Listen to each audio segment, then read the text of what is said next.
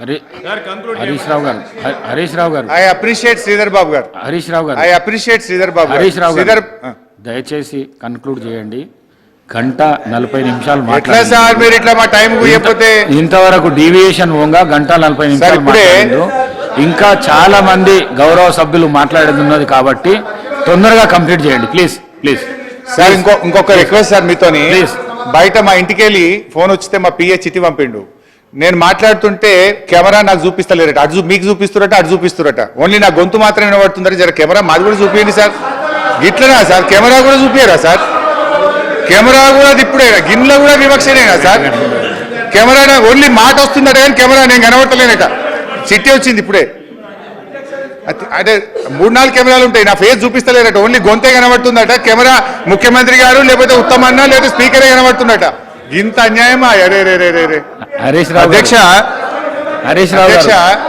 House లో ఆ విధంగా ఉండదు సార్. చిట్టి చూపియాలా సార్? చూపియండి, చిట్టి చూపియండి. ఇప్పుడే నాకు చిట్టి వచ్చింది ఇంతకెళ్ళి. మా పిఏ పంపిండు. మీరు అలా మాట్లాడకండి ఇంటికి ఫోన్ వచ్చిందట. దయచేసి అలా మాట్లాడకండి. మీరు సీనియర్ శాసనసభ్యులు, మీరు అట్లా ఉన్నది, అలా ఉన్నది. Thank you sir. ఉండకపోతే ఐఎమ్ హ్యాపీ. అన్నా నువ్వు కూర్చోవే, నువ్వు గవర్నమెంట్ ఉన్నావు, విప్పు సభను సమన్వయం చేయాలి. నువ్వు సభను ఆపడం కాదు, సమన్వయం చేయాలి. కూర్చో. అయితే అధ్యక్ష గౌరవనీయులు శ్రీధర్ బాబు గారు మంచి మాట చెప్పారు. I appreciate him.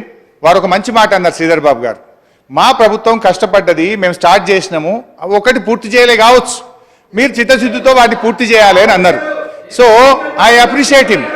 ఎగ్జాక్ట్లీ నేను కూడా అదే చెప్పాలనుకుంటున్నా. ఎందుకంటే అధ్యక్ష నేను ఒక చిన్న ఉదాహరణ చెప్పి ఆ విషయానికి వస్తా. కల్వకుర్తి ప్రాజెక్టు కాంగ్రెస్ ప్రభుత్వ హయాంలో 2,728 కోట్లు ఖర్చు పెట్టి 30 ఏళ్ల తర్వాత ఇచ్చిన నీళ్లు 13,000 ఎకరాలు. అంత మాత్రాన ఇది గత ప్రభుత్వం స్టార్ట్ చేసింది, పక్కకు పెట్టాలని మేము ఆలోచించలే. మేము చిత్తశుద్ధితో ప్రయత్నం చేసినాం.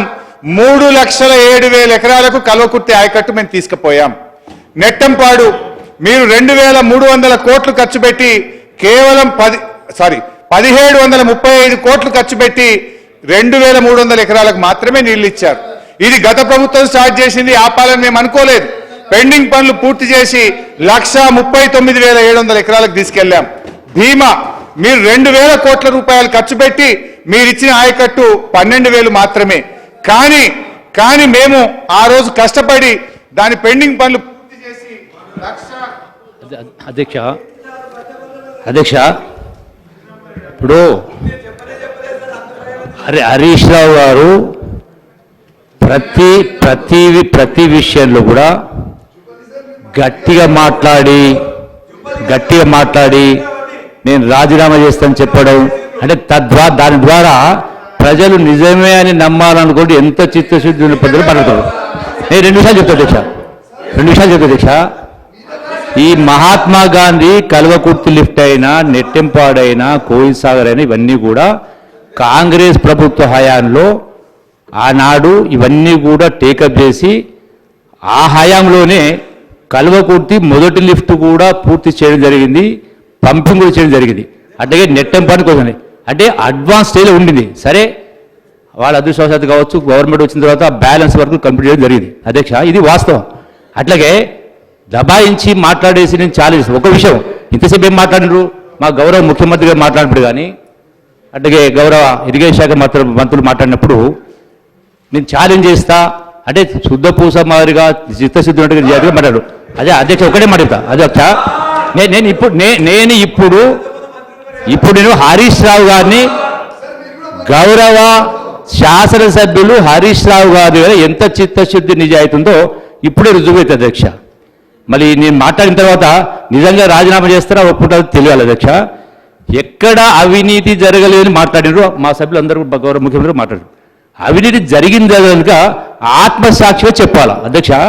మొత్తం 1,80,000 కోట్ల రూపాయల టెండర్ పిలిచిన అధ్యక్ష. ఇరిగేషన్ ప్రాజెక్టు 1,80,000 కోట్ల రూపాయల టెండర్ పిలిచారు. దానికి ఆనాడు వారే ఇరిగేషన్ శాఖ మంత్రులు.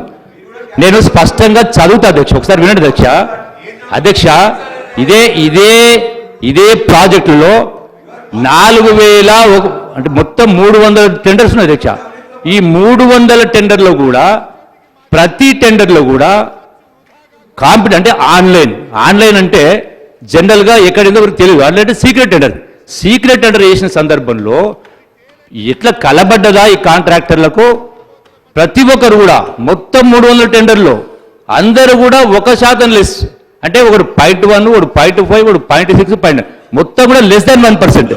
ఉదాహరణ చెప్తుంది. ఇక ఈ టెండర్లో ప్యాకేజీలో నెంబర్ 1 సీరియల్ నెంబర్ 4,191,000 కోట్ల టెండర్, దీనిలో 0.1 లెస్ పర్సెంటేజ్.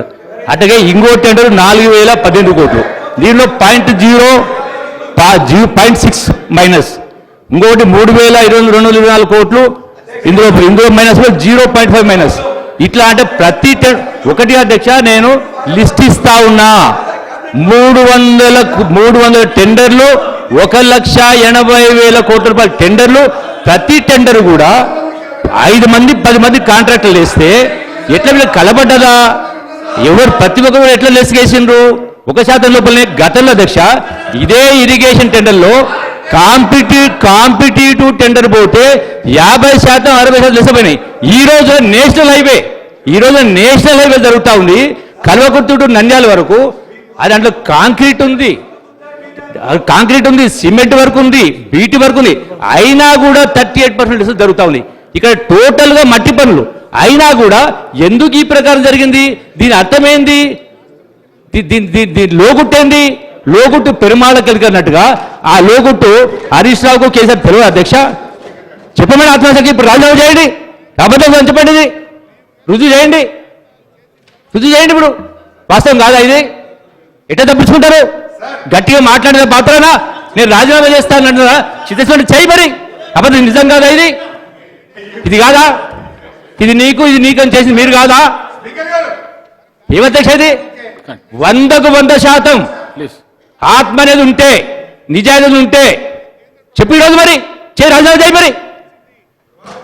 గొప్ప మాట్లాడడం కాదు కదా మాట అధ్యక్ష. నిజాయితీ ప్రజలు మాటలతోటి నమ్మించలేరు, చేసే ద్వారా. అట్లాగే కృష్ణా రివర్ బోర్డుకు సంబంధించిన కృష్ణా నది జలాలను కూడా కేఆర్ఎంపీకి ఎట్లయితే అప్పగించా, అది కూడా శుద్ధబద్ధం. 100% అప్పగించారు, సాక్ష్యాలు ఉన్నాయి, కాయిదాలు ఉన్నాయి, అన్ని కూడా. గట్టిగా మాట్లాడితే మాత్రాన అబద్ధాలు నిజాలు కావు, నిజాలు అబద్ధాలు కావు అధ్యక్ష. ఇది వాస్తవం. Accept it. చెయ్యి ఇప్పుడు రాజాం చేయి, రుజువు చేయి. కాదా రుజువు చేయి. మొత్తం తెలంగాణలో కాదు 54 కోట్ల ప్రజలు ఉన్నారు.